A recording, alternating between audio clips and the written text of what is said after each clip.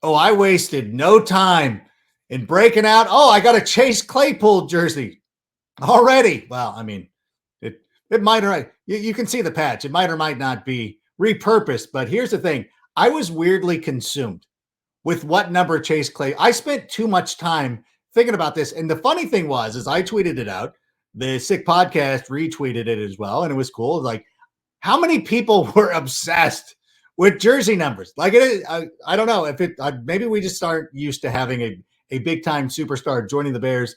It seems like forever ago. It wasn't that long ago that Brandon Marshall and Alshon Jeffrey played for the team, but it feels like forever. It feels fun to have Chase Claypool there. It feels fun to be a part of the trade deadline situation going on, actually acquiring talent instead of trading people off. It's a good time to be a fan of the Chicago Bears, even though they've got a tough game this week, and we're going to be talking about it. And you know what, Sammy? Let's just go ahead and start the show. Turn up your volume. Because you're about to listen to The Sick Podcast with Adam Ray. Trying to cut it back. Justin Fields making magic happen. There goes Fields. Touchdown. The sickest Chicago Bears and fantasy football podcast. Brought to you by Underdog Fantasy and Air Pura. Sports entertainment like no other. It's gonna be sick. Welcome to the Sick Podcast with Adam Rank. So happy that you chose to join us here today. We have got a great show lined up for you. In a matter of moments, we'll be joined by the NFL Network's MJ Acosta-Ruiz. We're going to have Samantha Praviti join us on Fantasy Isle. We're going to be talking about the great trade to bring in Chase Claypool, everything that's happened in the world of the Chicago Bears over the last couple of days. A lot of stuff has been going on. And of course, if you joined us on Tuesday night, we had Carmen Vitale join us. It was, we broke down that kind of in the moment. But now that we've had some time to digest it, we'll be digging deeper into what is going on with the Chicago Bears. But I do not want to waste the time of our first guest today. And I got to be honest with you, one of the nicest people, if not the nicest person I have ever worked with. She is such a sweet lady. I barged in on her yesterday as she was ready, as she was preparing to do a podcast with Willie McGinnis. And I said, MJ, we got to have you on the Sick Podcast to do this. And so she's like, I'm all about it. I will be there for you. So Sammy, let's roll the animation for Rank's Rivals.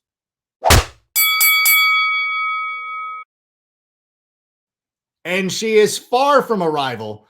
She, again, is the host of Total Access. She's the face of the NFL Network. So welcoming. Like, I joined her on Friday. She could not be more accommodating. Let's go ahead and bring her on. MJ Acosta-Ruiz. Oh, my goodness. Thank you so much for being here. Rankster, this is like a preview for our show tomorrow. This is so good. I know. And we've been having a lot of fun doing the Friday night shows on NFL Total Access. The game picks against Thomas Davis. I'll be honest with you.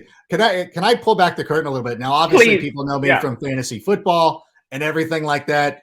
The thing I care about the most, what I root for the most, is beating you and Thomas Davis in the game picks. I'm consumed now. That's fair. But, Rank, we got to be honest with the people. We sort of joined forces last week just to make sure we could pull ahead of Thomas Davis in his pick. He's been every other week he pulls ahead, and not by much. Rankster and I, sometimes we get grief for being homers, but it's worked in our favor, I think, Rank. I think so. You know what? Yeah. For me, I always feel like I'm sacrificing a pick because I'm always going to be picking the Chicago Bears. I'm never going to allow like David Montgomery or Bayless or any of those Kari Blasingame who joins us here. I don't want them to look up on the television screen and see me picking some other team. That's never going to happen. No. Similarly, you do the same thing for the Miami Dolphins, but the good news for you is that the Dolphins are exceptional this year. And you talk about teams that are fun. The Miami Dolphins are there. Now, how enjoyable has it been being a fan of the Miami Dolphins so far this season? Look, as you know, Rank, I've been a lifelong Dolphins fan. I was a Miami Dolphins cheerleader, for God's sake. So, doesn't get any more hardcore than that. But this season, I think leading up, I think you remember because you were on a show with me where Tyreek Hill was just going off. He's like, we're going to be the best team in the league. And as a Dolphins fan, we're like, hey, Tyreek, calm it down until the season starts. And I'm like, you know what? I apologize to Tyreek for telling him to calm down. Do not calm down, because everything that this Dolphins team did leading up to the season, how they started the year, and certainly now post trade deadline has been phenomenal. It's given us sort of resurgence of hope again in South Florida, and I'm really excited to see the rest of the season for them.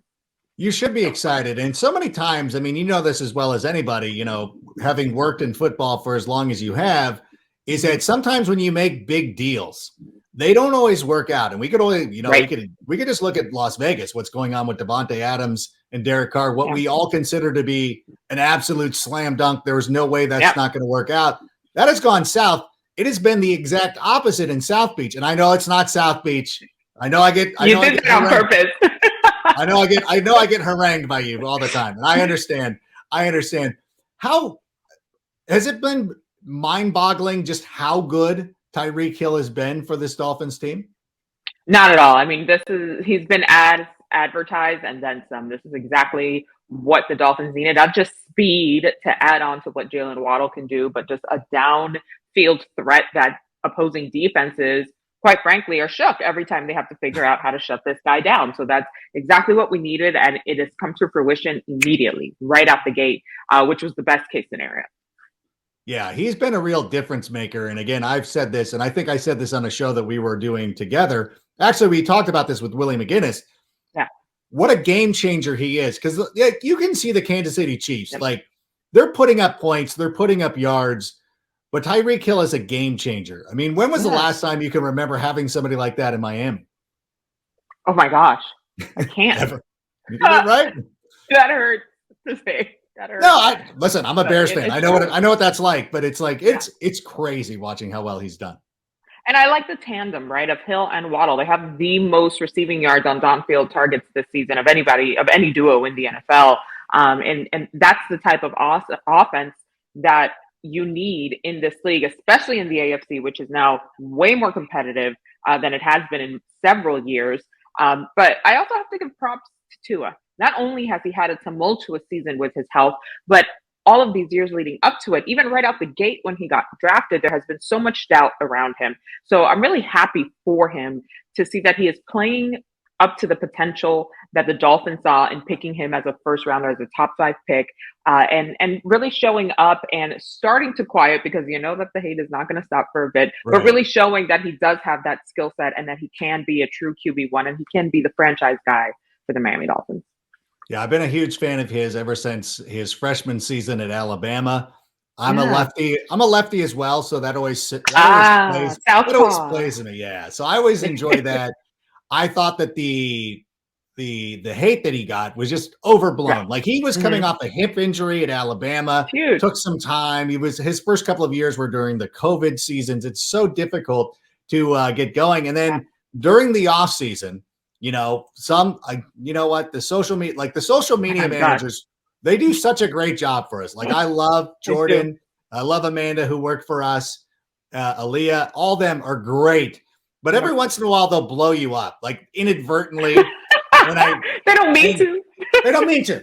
It is it's like, hey, like we're doing upset specials. Like whenever I pick the Bears as an upset, that's always on the graphic. When you pick the Dolphins, that's always on the graphic. You're like, I've made other picks too that are good, but like show them all. But the point is, during the offseason, they showed a picture of Tua in practice. He's in a floppy hat. He's just throwing a ball, like no big deal.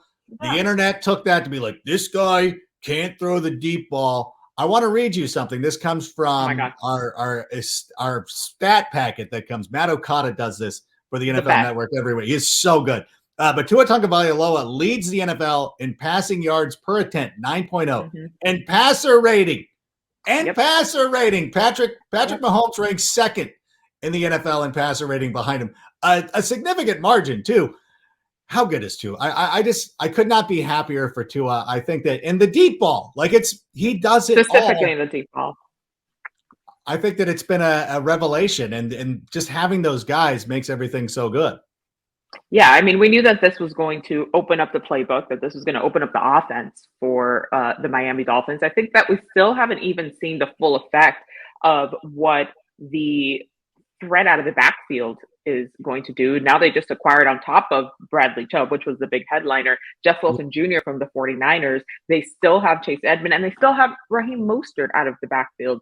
We're just halfway through the season. I think we haven't even seen the full potential of what this offense, balanced offense, can really do. But to Mike McDaniel's credit, he's working with what is working for the team, what is putting up points and what is winning them games, and that is the passing game. So I love it. I think they have shown some balance there. I'd love to see a little bit more of the run game just to protect my boy a little bit more, take a little bit more pressure off of Tua. But you know what? When you got guys like Hill and Waddle out there, I don't blame them for airing it out.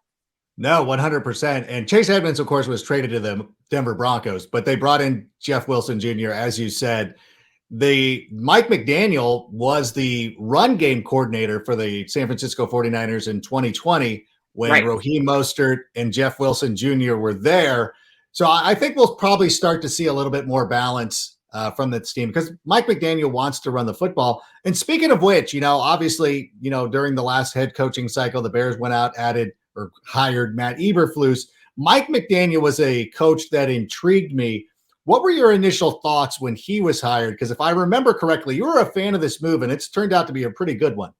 Yeah, I think having been in the Bay Area and so close and covering the 49ers team all the way up to their Super Bowl run after the 2019-2020 season, I got to see firsthand just how integral Mike McDaniel was to that Shanahan offense. Now, Shanahan is the mastermind. Do not get that twisted. But the fact that he was there and he was such a pivotal part in building up that run offense and just the offensive scheme as a whole, I knew what he was capable of. Like, look, he's a different type of dude, right? He sort of walks to the beat of his own drum, which is amazing because I think it's an asset for McDaniel. He's not the typical head coach. Didn't we talk about this? If you're going to central casting, a head coach in the NFL. They were not picking Mike. Dan Campbell. Dan Campbell looks like the head coach. Totes. So I love this, that it's changing sort of the mechanism and the feel of what a head coach should look like and would look like. His offensive brain thinks differently, but I think that he also relates to the players in a different way. He's a little bit offbeat, and I think it's a tremendous asset. I liked it right off the bat for the Miami Dolphins for sure. Plus the glow up for Mike McDaniel, because listen, he was a true Silicon Valley hoodie on, flat brim hat the whole way through. Then suddenly he's on a private jet in a not one, not two, but 3-piece suit on his way to, let's just say it, South Beach, because that's probably where he went first before going to Miami Gardens, where the team actually plays. So I loved it. And sure enough, some hiccups, major hiccups along the way, but I think he's figuring it out. And moreover, the football side of it, he's very, very good. Yeah, that's one of the things. These first-year coaches, they're always going to be things thrown at them that they're not prepared for. Not unprepared. I don't mean it that way. But you know what? You need to go out there and do the job before you can kind of gain some experience. But you were spot on with that. And I remember we were on that week when he was hired, and I remember you were glowing because, as you said, you had the history with him working in San Francisco. So it's been great to see that kind of come to fruition. Where do they, let me ask you about Bradley Chubb, though. First of all, he's signed now. The Dolphins signed him. They extended him. Did the Dolphins not have the salary cap? Did I miss this memo? I've been looking through our emails today. I'm like, I didn't realize the salary cap didn't adhere to the Dolphins. What a great move that is. I think the Dolphins defense has been kind of understated this year, but has been very good. I think so too. Yeah, even in that last game, I remember watching and asking in the first half of the game, is our defense going to do anything? Did they show up today? I'm going to be very real with you, right? Because I have a whole group chat on Sundays. One group chat for all the games, for the show, for Total Access, and then another group chat just for my Dolphins family. Everybody's going in, and we can be our own worst critic. I'll be honest with you. But I think the defense has dealt with some injuries, and they haven't gotten going as quickly as the offense has this year. And I think adding Chubb to it just brings another level. It's going to be really, really tough to game plan against this type of defense. Now you got two guys there that can really wreak some havoc against opposing offenses. So I think this is great. In terms of the signing too, I feel like it was my mom. We always thought we didn't have enough money for Christmas gifts. And then suddenly she's digging in the back of her closet and she's like, look at this. Like a Oh, little look nest what I egg, right? found. Yeah. Yeah. They Use figured that it on out. the show. That's amazing. I love What a that. great analogy. Listen, analogies are my thing, MJ. I I know. think we know this by now. That is a really good one. I hope that you I say have that to on the drop air. one for you. Please drop that the next time that we're on the air. Drop it on Friday when we're sitting there I doing got the you. game picks. We'll get to the game picks in just a second, but I want to ask you, you mentioned earlier that the AFC coming into this year was thought to be uber competitive. So many teams upgraded during the offseason. But let's talk about the Dolphins. Where do they stand in the hierarchy of the AFC? I have my thoughts on it, but I'm curious as to think, like, what do you, as somebody who's, worked for the team and follows football so closely, where do the Dolphins stand in the AFC right now? I think they're going to be a team that you will see in the playoffs without question, who are going to For be sure. contending for a spot. I think even if you just whittle it down to the AFC East, right? I think it's going to be Bills Dolphins all the way down to the end. Now, make no mistake, as big of a Dolphins fan as I am, I'm also not delusional. Okay. The Bills Right. are a juggernaut. That team is no joke. So I think for the entire league, they are the team to beat no matter what. I have them going to the Super Bowl this year without question, which, of course, for my Dolphins means that the year doesn't end as we would like it to. But I think what they've been building for the past several seasons is just too strong at this point. Now, we've seen crazier things happen in any given football season, but I do see the Dolphins making a pretty deep run into the playoffs, and it's something that hasn't happened in a very long time for us. And so everyone in the AFC should be on notice if you have the Dolphins on your schedule. Oh, I love that. Make a little graphic, Sammy. Everybody in the AFC should be on notice. You know what? I will take that a step further. I agree with you. If I had to pick a team that I think is the best in the AFC right now, it's the Buffalo Bills, and I think that's fair. They've earned it. No question. They've been there. Fair enough. The Dolphins, to me, are at worst number 2. I think they're better than the Chiefs. Wow. I know a lot of people will find that to be heresy or anything like that. But again, this goes back to something that we talked about during the summer, is that if you look back at the AFC divisional playoff game last year, the reason they won was not Patrick Mahomes. Now, obviously, he played a big part in it, but it was Tyreek Hill. He took that game over. And the whole reason that they went into overtime and, of course, eventually won was because Tyreek Hill changed the game. When the Dolphins get to the playoffs this year, that is where it's really going to show up. Raheem Mostert, underrated running back. Jeff Wilson Jr. is going to be great in tandem. You love the wide receivers. And now that you bring in Bradley Chubb, the Dolphins defense was kind of that one that I thought was good enough to make a big stop when they needed to. We saw that against Detroit. Sure. Like Detroit jumps out to a lead. We're like, I've seen this play out before. We've seen this before. Don't get it twisted. And by the way, normally, again, going back to our game picks, I'd pick the Dolphins. And I'm like, the Dolphins better win this. I cannot afford. I know to they lose better this one. not. They better not. No. I honestly believe that the Dolphins are the number 2 team, and I think that they have the ability, and they'll show the ability to beat the Bills. I would say the Bills are better, but I'm not going to. It wouldn't shock me if the Dolphins went out there and beat them. I think it took a couple weeks for me to really be convinced of that. But as I watch it more and more, I'm like, yeah, they got it going on. Mike McDaniel's got it going on, and everything like that. What is it like though when the Dolphins are good? Like, what is Miami like? Like, what does South Florida turn into when the Dolphins are good? Because as you said, and I don't mean it as a disrespect, it's been a while. Mm-hmm. But it feels like when the Dolphins are, that town turns into a different place when the Dolphins are good. Oh my God. We're insufferable. I mean, if you're a fan of another team, don't go to South Florida when the Dolphins are riding high, because you're going to hate it. You're going to hate it. You're going to hate us, because we will remind you and tell you at every single turn. And I love that for us. It's just a different vibe, right? Because we're trying to milk this as much as we can. This 1972 perfect season, of which we're celebrating the 50th anniversary. One thing about Dolphins fans, we're going to celebrate this perfect season, even if another team does do it. I'm looking at you, Eagles. You better not.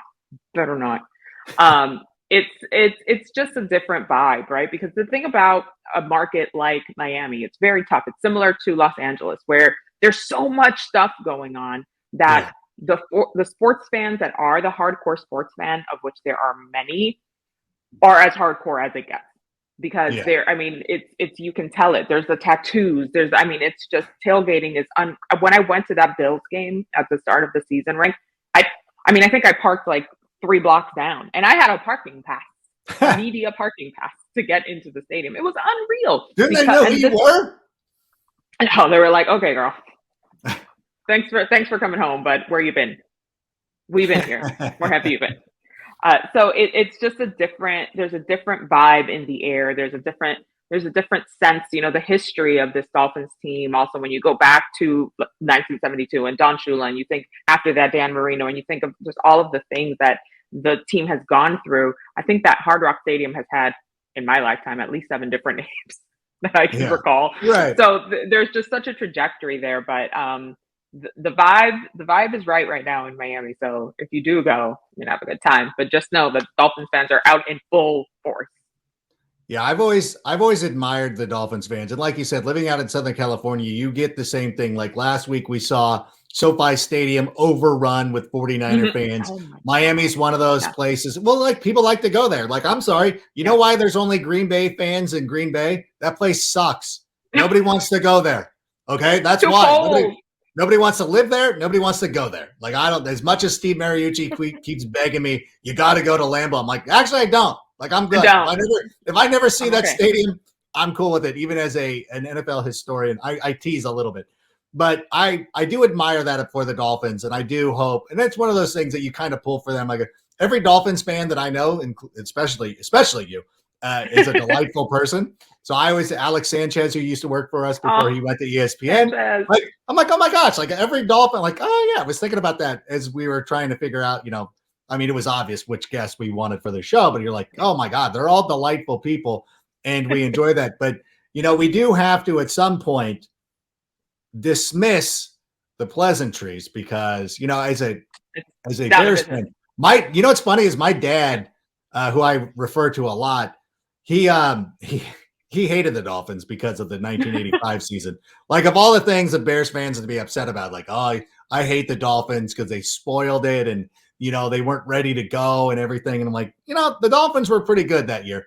And he was always upset that we beat New England in the Super Bowl instead of the Dolphins, because he's like, that would have been the perfect, fait accompli, like bringing it full circle, kind of, bring it all back together. The level of petty that I love.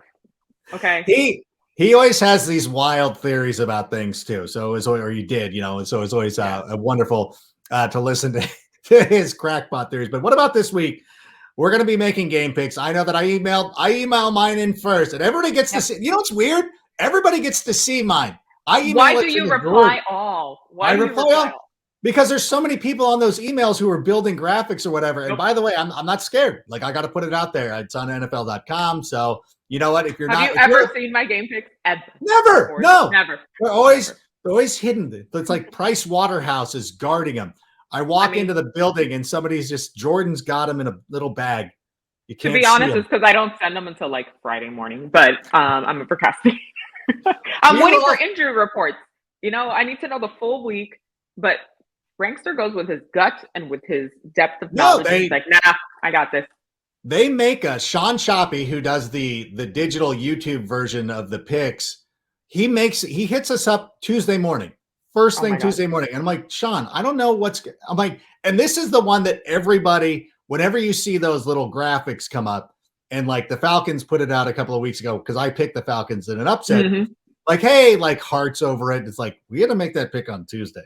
And you got to decide, and like, I had to pick the Colts game, not knowing whether Jonathan Taylor's playing or not. Like, I don't get the benefit of the doubt. I can always change these on Friday. That gives me anxiety.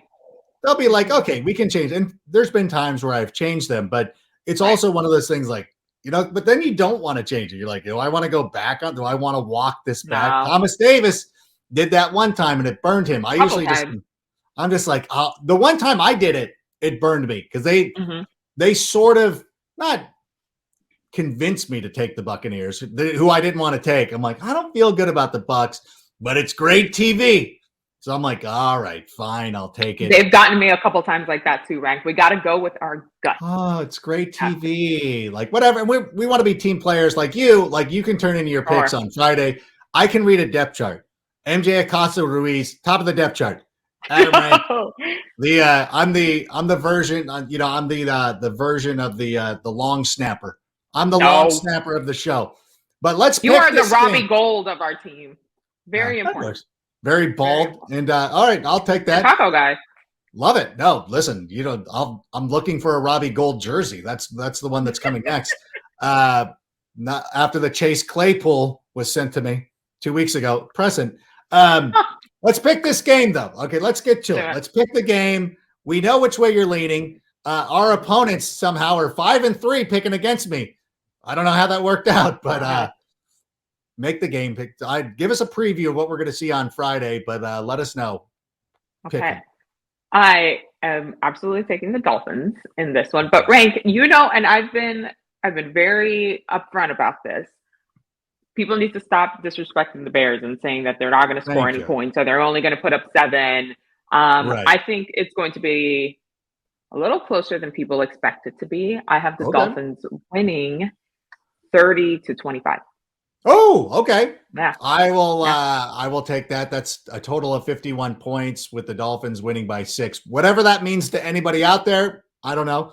I have the Bears winning 31-30. I think the Bears off. I think it's going to be very difficult to stop. 31-30. 31-30. Chicago Bears. I think it's going to be very difficult to stop this Miami team. I know that everybody's looking at last week. Mm-hmm. Realized the Bears were coming off a huge Monday night win. Had to go on the road again. You don't see that a lot in the NFL scheduling where a team that plays on the road on Monday night is also on the road the following day or the following week. Excuse me. I do like the fact as well that Chase Claypool coming in, I think, is re-energizing this team. A lot of people are stoked. You rise up to the occasion. I hope that we can find a way to defeat Mike McDaniel. I'm not saying that it's going to be easy, but I am faithful. I really do believe the Bears are going to win. Sometimes I might not be as convinced. I'm convinced that we're going to be able to pull off this upset just like we did in New England a couple of weeks ago. I'm going to say. But it's not unprecedented. You and Jeff Lasucci, where you're right on there. Right? And so maybe they'll give me another 4 minutes to go ramble about something on the air. But listen, MJ, you are a delight. We appreciate you. How can everybody follow you? If they aren't already, they're missing out. But go ahead and give us how we can follow you on the socials. Same handle on every social experience. What is it? This hand? MJ Acosta TV on Twitter, Instagram, even the TikTok if you like. I'm trying to get into it, Rank. It's hard. You know what? I don't know. I don't know if I follow you on TikTok, but I will make sure that I do that after the show. Make sure too. Yeah. And again, I want to let you know, we appreciate this so much. I know of all people, I know the demands on your time. And so for you to take a little bit of, take a moment out of your day to join us, it meant the world to me. And I can't wait to see you on Friday night for Total Access. It's going to be such a good show. Oh my God. It's going to be on fire. It's going to be You're lit. The best, Rank. You're the best. Get out of here. There she goes. Get her out of here. The great MJ Acosta-Ruiz. And listen, this is no BS. Literally one of the most delightful people that you'll ever have the opportunity to work with. She's so welcoming. Like, look at me. Like, I'm the goofball that comes over from the fantasy show. And you know what? They could easily no-sell me. They could be like, who is this clown? No. 100% the other way. They're welcoming. They seem to enjoy my antics, or at least publicly they do. So no, she's a delight, and cannot say enough good things about her. And by the way, her schedule is insane. So the fact that we got her to come in here was a huge get for us. One of the hugest gets. And I'm glad we were able to clear the air with her about the Miami Dolphins. And speaking of clearing the air, we spend 90% of our time indoors, and indoor air can be 5 times dirtier than the air outside. An Air purifier can remove tobacco, smoke, odors, VOCs, mold, wildfire smoke, chemicals, viruses, all this stuff. That gets rid of it from the breathing air. Your kids are in school. They come back with a cough.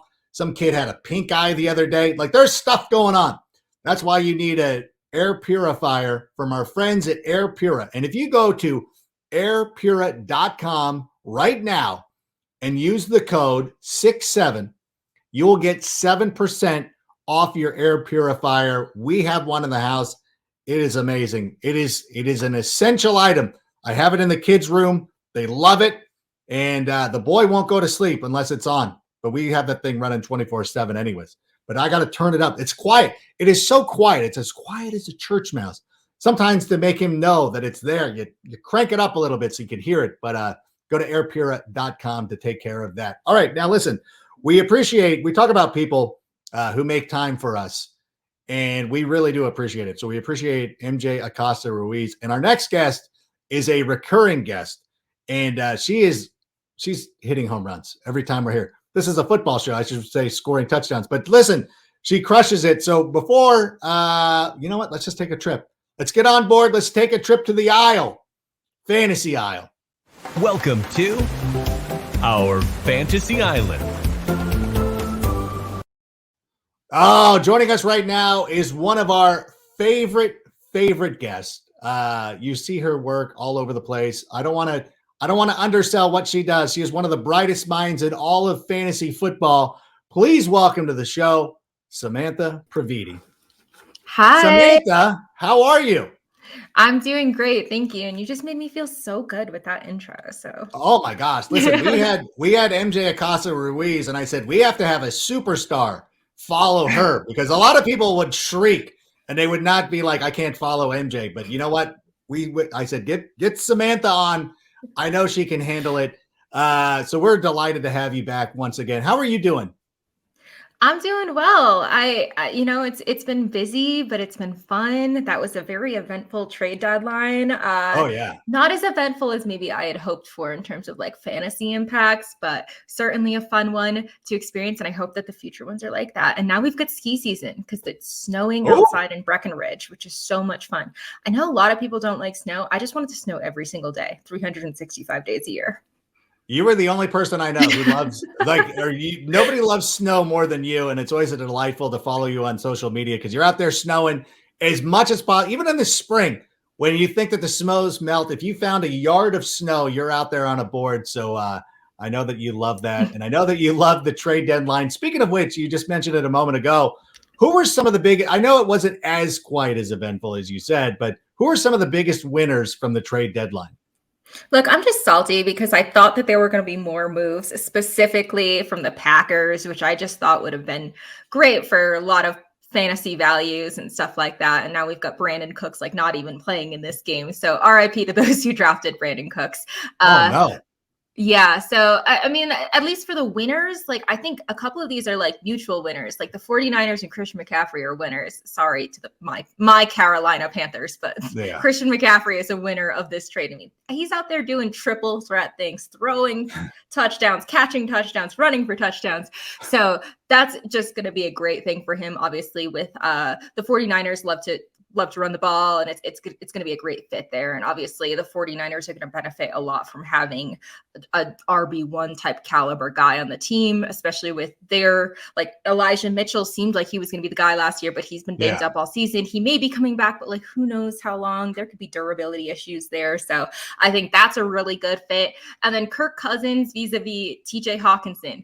Really big wins on both sides of that. TJ Hawkinson gets a huge upgrade at quarterback and gets to bounce right into a contending team, like a team that could win the NFC.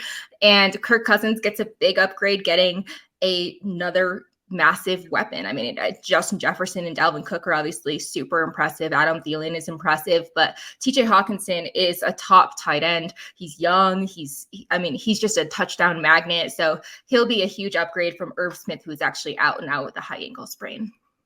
Yeah, I really love that move for TJ Hawkinson. Just number one, going from Detroit to Minnesota has got to be a world of difference. And, I know everybody loved the Lions coming into this season, but it's fun. Like KOC's done a great job there in Minnesota. As much as I like to deride them and make fun of the Minnesota Vikings, I got to give them credit. They've been playing very well. They're 6-1. I don't want to take anything away from them, but this is a Bears podcast. I'm wearing as far as a Chase Claypool jersey. Don't look at the name on the back. We don't need to worry about that. We don't need to worry about the 100th anniversary patch from 2 years ago. None of that matters. Chase Claypool. I think this was a huge get for the Bears. Obviously, I'm too close to it to be objective. What do you think about Chase Claypool going to the Bears, and what do you think it could mean to this offense? I think it can mean a lot. Maybe there was a little bit of talk about the Bears giving up a little bit much to get Chase Claypool because he was a second round pick in 2020 and maybe hasn't lived up to that quite hype. Like he's just been up and down, but you also have to put that in context, right? Like look at the quarterbacks that he's been catching passes from. Sure. And it was just like a senescing Ben Roethlisberger, and now it's Mitch Trubisky or Kenny Pickett, and it was just a mess for him. So I think that was a great deal. I was glad to see that he was kind of on the trading block, and I think that the move makes sense for both sort of parties because the Bears have obviously been bereft of like depth at the wide receiver pass catching position. And I think it's a great sign for the Bears nation that the team seems to be investing in Justin Fields, which they should have been from the start. Honestly, I have been a big Justin Fields fan for a while. I was like on an island. The first thing that Action Network had me do is go on like a 3-person panel and argue about who the 49ers should take number 3 overall last year. And of course, I went Justin Fields, and but yeah, no, I mean, I guess I was just a little too early in my Justin Fields hype. But now he's starting to look good, and he's going to look even better with this big-bodied receiver, 6'4", 238 pounds, runs a 4.4. So I think he's got that really big play potential, and it's going to be really exciting for fantasy. So I think it's an upgrade for Chase Claypool as well. You know, that hit that you did for the Action Network, I think, was one of the first things that I saw from you. And this was before the draft even happened, because I agreed with you. I was like locked in because coming into that draft, I was even making the observation that why is Justin Fields not being considered to be on the same level as Trevor Lawrence, because both of them were contemporaries all the way back in high school through college. We saw Justin Fields outplay him in a nationally televised playoff game, and it was always baffling to me. And I'm like, the Jets were just going to take Zach Wilson. It's like, whatever. But I agreed with you, and I was actually really concerned about it because I'm like, I don't want the 49ers to get Justin Fields. I thought that would have been a great move for them. So I remember, I specifically remember that. And so I remember that I was like, I agree with Samantha here. By the way, I want to remind it's the perception. It's like it's the way that Justin Fields profiles, and I feel like it's just this perception. And I know that there's like a disconnect sometimes between like fantasy and actual NFL, but there is also this like disconnect between like very traditional pocket passers being like the archetype that they want to draft really early, but Justin Fields gets it done on the ground and through the air, and it's just exciting to watch. So I'm a big fan. No, I agree. And that's the funniest thing is that, look at the quarterback that the 49ers drafted. And this was the point that you were making, is that the 49ers were going to draft a quarterback who is athletic, could make plays with his arms and his legs. And that's what Justin Fields does. Like, why aren't you taking the guy who is blowing up in a Power 5 conference as opposed to a guy who barely played at North Dakota State? It never makes sense to me. It'll never make 100%. Sense to me. Never, ever. But it does make sense.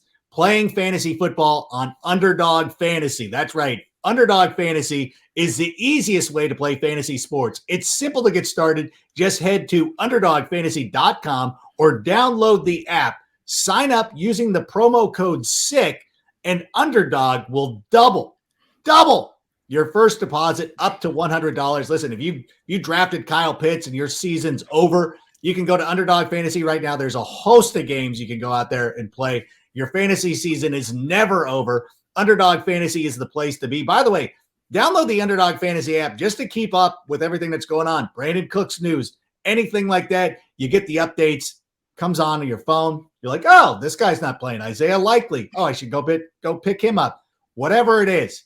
Underdog Fantasy, download the app, and of course, want your deposit doubled?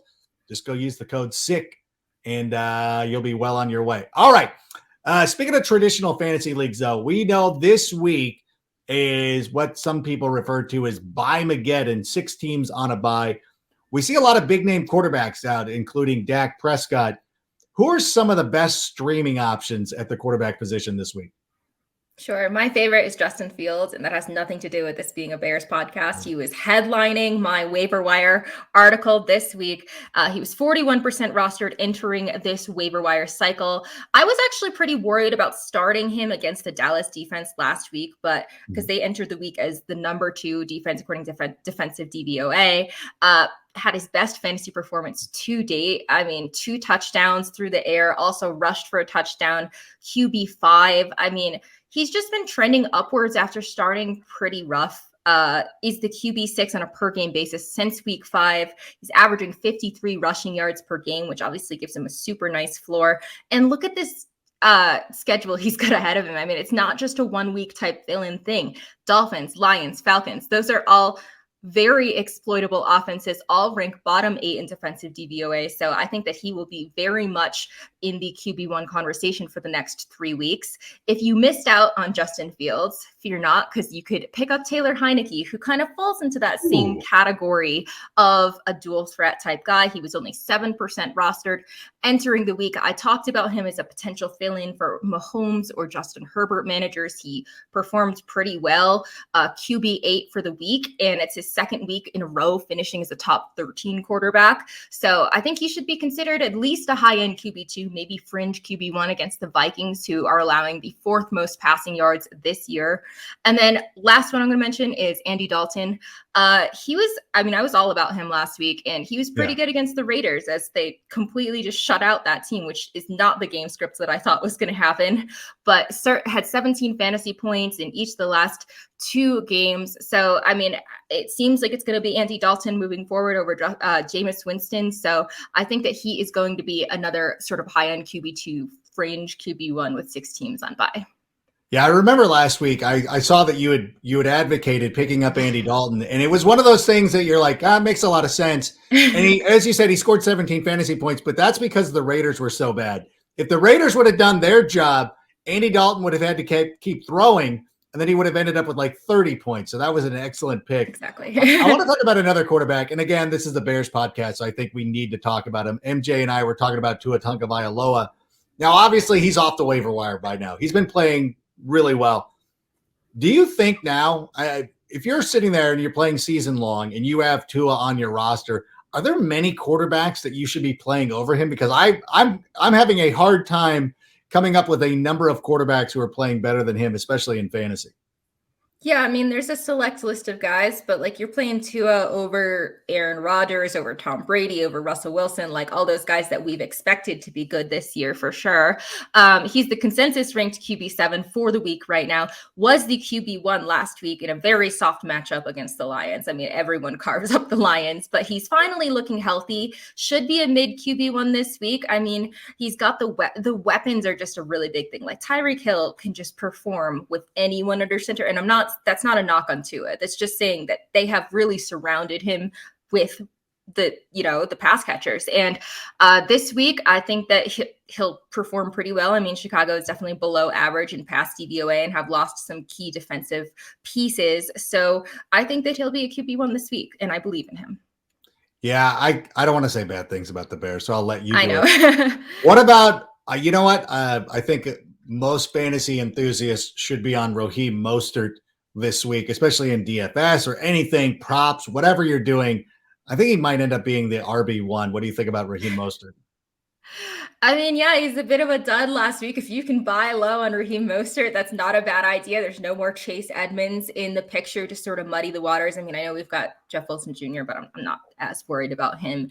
Bears are allowing the 4th most fantasy points to running backs, bottom 5 in rush DVOA. Sorry about that, but that's just the reality and how I look at matchups. Of course, they were obviously carved up by just pretty much everyone except the 49ers running backs in week 1. So it's just a very good matchup. So he should be a high-end RB2 with RB1 like upside. He's definitely a really good play this week. One of my favorite receivers in the NFL had a monster game last week, and that is DJ Moore. Yes. Is he fully back? I mean, he's been playing great with PJ Walker. Is it safe to say that DJ Moore is a must start now? Yes. Next question. Just kidding. But yes, averaging 10.5 targets per game in the last 2 weeks. So he's just getting peppered there. Scored in both games, wide receiver 8 and wide receiver 5 in half PPR in those games. One of those was against Atlanta. I get it. They're pretty Swiss cheesy, but the other one was Tampa Bay, whose defense ranks top 6 in pass DVOA. So, I mean, and like, obviously what sticks in our head is that just crazy catch at the end of the game, which then the Panthers decidedly blue. Oh, Which it was just so Eddie, painful to watch. But our guy Eddie P, yeah. But at least, yes, DJ Moore is back in my good graces as a high-end wide receiver too. But yes, that game was very painful to watch. Oh, we love Eddie P still in Chicago, although we've done pretty well with that kicking competition, right? I mean, it is. We moved on from him. We brought in Cairo, so it was like I think we're okay. We still wish him well and everything like that. Speaking of trades or competitions, anything like that, and the trade deadline for a lot of traditional fantasy leagues are coming up really quick. Are there any players out there that fantasy managers should be looking at to make trades for? Sure, there's definitely some guys that I like. I like DeAndre Swift coming off of a shaky week 8 against the Dolphins. He gets the Packers' Swiss cheese run defense this week, so your window will probably close fast to buy low on him. But also, I think that he will see an uptick in targets with the loss of TJ Hawkinson. Devontae Adams, definitely another guy that you could buy low on after being a complete dud in week 8. That broke an 81 game streak without multiple catches in a game. And they have a pretty nice schedule rest of season. So I don't think he's broken. And I don't think Derek Carr is broken. I just think they really, everything got off the rails in that game. Amon-Ra St. Brown, another Lion. No Hawkinson has been okay, not great after starting the season super strong. So I think it's a good time to buy low just because he will be the number 1 target in that offense. Khalil Herbert. I like this guy. I have liked him for a while. Yeah, he was outsnapped by Montgomery 55 to 22 last game, but was just much more productive with his time on the field. 16 carries for 99 yards and a touchdown. His yards per attempt this year, 6.2. Montgomery's 3.9. So he's just much more efficient when he's on the field. I like watching the guy, so I think that he could end up at least being in a 50-50 timeshare, maybe taking over the role more so than from Montgomery. And then the last guy I'm going to say is Antonio Gibson. Maybe we wrote him off for dead a little too fast. I do love Brian Robinson, don't get me wrong, but similar usage to Robinson on the ground, but Gibson is seeing the work through the air, 7 catches for 58 yards and a touchdown. Robinson's not involved there at all. So especially if you're in PPR formats, I really like looking at Gibson there. It's so amazing that Antonio Gibson was a receiver in college. They didn't really work him in that way until recently. And I always made the joke, like anybody who auto picks, you didn't have, because like everybody faded Antonio Gibson during the preseason. Well, the dude's catching punts, probably like handing out towels. I mean, during the preseason. Yeah, it's true. And so the people who didn't pay attention to the preseason still drafted him. And now they're like, oh, I've got this excellent player. All of us who know so much moved on to Brian Robinson. And now we're sitting here looking at it like, yeah, not me though. I mean, like other people. But no, search my tweets. I even said that same thing in August. I'm like, everybody's going to regret passing on Antonio Gibson. But still, I also like Kyle Pitts and Dalton Schultz. So you don't have to always Kyle listen. Pitts Kyle Pitts is on the redemption track now. So I'm really hoping. So. I hope so too. If Arthur Smith wants to keep his job, he needs to start feeding the talented pass catchers that he has. And that's Drake London and Kyle Pitts. And the fact that they're allergic to the forward pass just makes me so angry for fantasy. It is crazy. It goes to show you too. I think if you look at the numbers, when Kyle Pitts has over 80 yards, that team wins. Like it's very simple. Like you get the same information that we do. Feed him. That's all you gotta do. Ground baking. Force it to him. Force the ball into his hands. Have him take direct snaps. It's just so clear that they don't trust Marcus Mariota. And when the guy's completing 8 passes in a game, it's just really hard for a guy like Kyle Pitts to have the upside that we hoped for. So I don't think this is the Kyle Pitts problem. I think it's Arthur Smith, Marcus Mariota problem. 100%. And I don't think that it's very pleasant for Desmond Ridder either, because at some point, if you don't like Marcus Mariota that much, but you still don't want to go to the rookie, I don't know what's going to be happening with the Atlanta Falcons. Perhaps they're playing for a quarterback next season. But listen, want to thank you for stopping by today. The Action Network is where they can find you. Where else can people find you and follow your great advice? Yeah, definitely check me out on Twitter at Samantha NFL. That's pretty much where I'm most active. I do random radio spots and stuff. I'm on KOA AM 850 in Colorado every Wednesday talking DFS. So check me out there and just various other spots. Follow me on Twitter. Thank you. No, we see it. No, you always post updates, and I'm always amazed by how much you're doing. Your profile is rising for good reason. You've been crushing it. You've done a really nice job. So we appreciate you coming on, being a part of the Fantasy Isle as well. I know the fans love it, so we appreciate you being here, and hopefully we'll make this a return trip in the near future. Awesome. Anytime, Adam. Thank you so much for having me. All right. Thank you so much. There she goes, the great Samantha Praviti. Make sure you follow her advice on all things fantasy. I'll be honest with you. Sometimes when I'm in a bind, and this is how I found Andy Dalton last week, I'll go check it out. I'll go look at her feed and be like, who is she looking at? There's people that you go in fantasy football wise that you trust. Samantha is one of those people. So I implore you to go out and follow her if you are one of those people who love to play fantasy football, which I know a lot of you are. Now, before we wrap up today, I do want to take a moment to once again just go over some of the things that have been happening with the Chicago Bears over the last couple of days. It's been very eventful. First of all, it starts with, we started with Khalil Mack being traded in the offseason, which again, I thought that was a good deal. The Bears needed to do it. Bobby Quinn was traded. And I know a lot of people will look at, what happened with Bradley Chubb. Like, well, the Bradley Chubb Bradley Chubb was still on his first-year deal. The Miami Dolphins traded for him under the guise of extending him. Like you don't somehow show up in Miami and then a day or two later somehow end up with a 6-year contract unless you know that this was going to be something that was going to be a long-term solution. He is a different type of player than Bradley Chubb. And even Roquan Smith, going to Baltimore seems like a really good fit. And we're like, well, why didn't we get a first for him? With Bradley Chubb went for a first. Bradley Chubb's a little bit better. And he's a pass rusher. He gets to the quarterback. Like those are the guys who attract the most capital. Is getting to the quarterback, getting to the pass rusher. And we heard Matt Eberflus this week say when asked about Roquan Smith, like, look, all things being equal, they would have loved to have kept Roquan Smith. He's an excellent football player. Nobody denies that.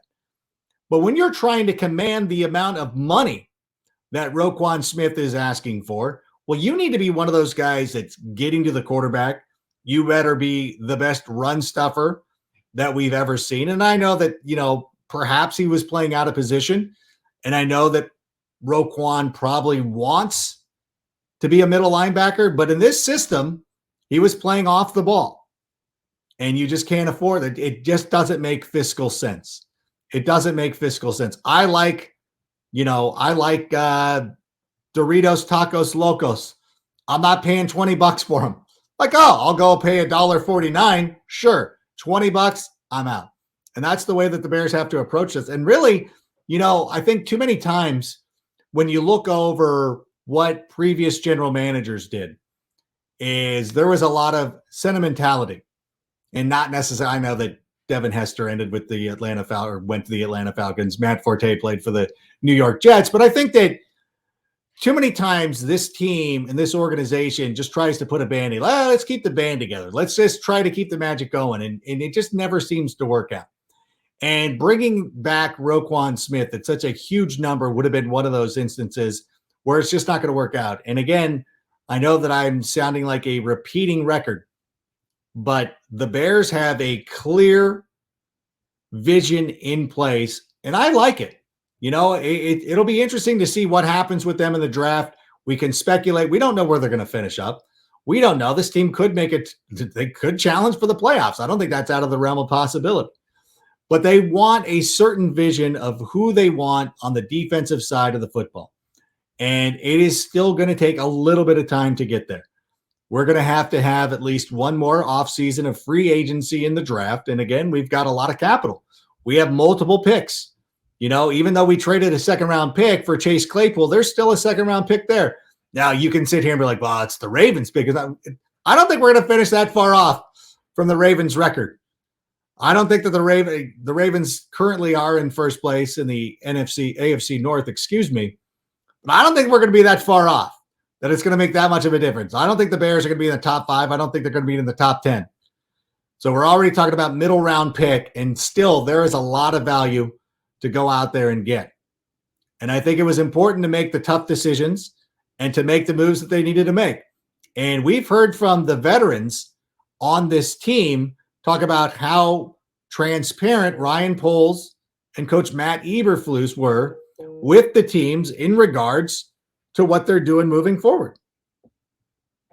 So I think that kind of respect is huge for this locker room. And we've already heard Jalen Johnson come up and talk about how much he respects it. He understands it. It sucks. It sucks seeing your friends go to another team. Now, we're kind of happy for them. They're going to contenders, but at the same time, you're like, it would have been nice to keep everything together. But the Bears have had to make some tough decisions. And I think those tough decisions in the long haul are going to end up paying off. And so I look at what we did with Chase Claypool. And again, I'm going to be repeating myself. And so if you continue to listen to all these shows, you'll be like, oh, Rank, you said this already. But you know what? When we were talking about the price to pay for Chase Claypool, my initial gut reaction was don't give up a second-round pick. DeAndre Hopkins went for a second-round pick. The price is set. I pay a sixth-rounder, which was what Amari Cooper went for, but this is a different situation. Chase Claypool does not have the salary concerns that Amari Cooper does, and you're paying for a guy that still has one more year on his rookie deal. I think that initially there was some sticker shock of saying, well, I don't want to pay for a second rounder, but if the Packers are doing it, if that's what the price is, you have to decide, are we willing to go that far? And for everybody who is asking for the Bears to surround Justin Fields with talent, sometimes you got to pay a little bit more. It's like, again, to use an analogy, the Ticketmaster surge pricing. I went out there, I was trying to buy Blink 182 tickets. It's a little bit more expensive than I thought it was going to be. But eventually I had to make the decision. Do I want to go up and pay for these floor tickets or not? How am I going to feel if I miss out on this show? And I think that's where the Bears were. Ryan Poles looked at the landscape. Who is going to be available? Now, I know that a lot of guys came out of left field this past offseason. We didn't expect Tyreek Hill to be on the move. A.J. Brown was a mild surprise, but we could kind of see that happening. And by the way, speaking of the Titans, and I don't mean our producers who love the Titans, by the way, if I'm pulling back the curtain a little bit. If you look at the A.J. Brown situation, now the Titans could have just paid the money for A.J. Brown, and they probably would have been better off. But they tried to do the smart thing, and this is where people who get too enamored with picks, like, well, you can get Treylon Burks, who does just about the same thing, much cheaper. How is that working out for Tennessee right now? Do you think that they would want? You don't think A.J. Brown might help them out a little bit? It feels like if you watch the Titans, and again, Anello and Sammy, I don't mean to rub this into you guys, but they feel like they're an A.J. Brown away from being a contending team. We were just talking about the Miami Dolphins, and I was saying the Miami Dolphins are the second best team in the AFC. The Titans have the second best record. They look good. They've snuck up on everybody. They're 5-2 now. But I don't think of them as one of the best teams because they don't have those game breakers. And that is what the Bears are going out and getting. And you know what? It wasn't just me. MJ, Samantha both talked about Chase Claypool going into a situation or coming from a situation where the quarterback play was not ideal. And you're talking about noodle arm Ben Roethlisberger. I don't think Mitch was given a fair chance of winning that job with the Pittsburgh Steelers.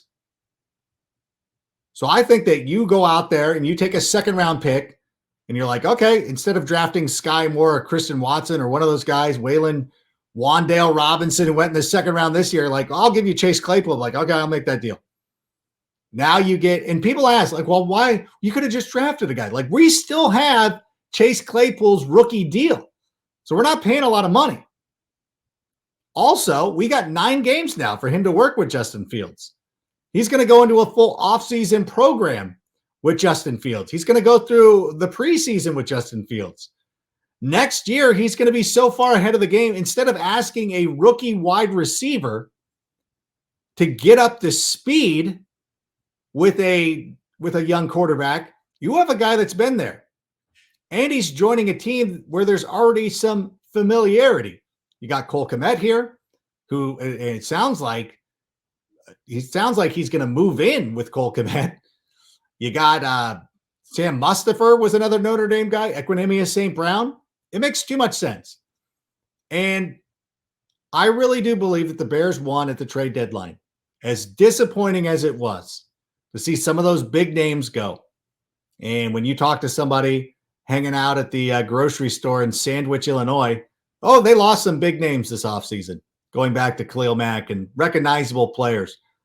But getting the draft capital, which everybody seems to love, but also getting Chase Claypool, a proven NFL receiver, a guy who can go up there and win 50-50 balls, a guy who can be out there and be a difference maker, go out there and make the big catches.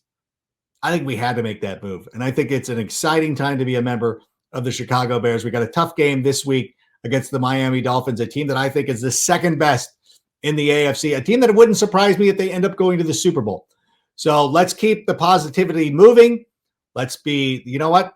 We got what we wanted. We got draft capital. We got a young receiver. A lot of good things are happening with the Chicago Bears, so I hope that you enjoy it. And I hope you enjoyed this show. By the way, if you're watching us on YouTube or Facebook, be sure to comment the word sick to let us know that you enjoyed the show today. If you could, and if this goes for the people that listen to us as a podcast, if you could rate and review the show, that would be immensely helpful for all of us. And I want to thank everybody who joined in, who has done so already. Want to thank Samantha Praviti of the Action Network for joining us here today. MJ Acosta-Ruiz, the face of the NFL Network, the host of Total Access. It was amazing having her on. Thanks to everybody for being here. Have fun this Sunday. Remember, we'll be at Rip Beer Company Sunday morning, the PCH location. So if you want to come out and hang out with some Bears fans, we've taken over that bar. It's more like Rip Bear Company, if you will. But in any event, thank you so much for being here. We'll talk to you soon. Bear down, and Sammy, go ahead and play us out. And that's a wrap. Hope you don't miss us too much until next time. Follow the Sick Podcast with Adam Rank on YouTube, Instagram, Facebook, Google Play, and Apple Podcasts. Brought to you by Underdog Fantasy and Air Pura.